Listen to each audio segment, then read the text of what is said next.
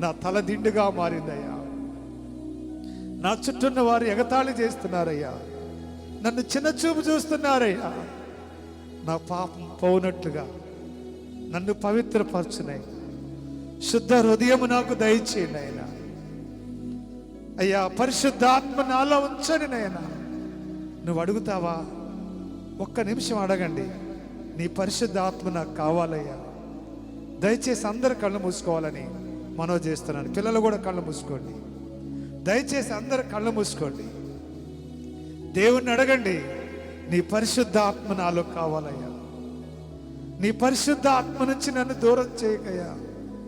అయ్యా, నన్ను క్షమించు, నన్ను క్షమించయ్యా. అయ్యా, నన్ను క్షమించయ్యా.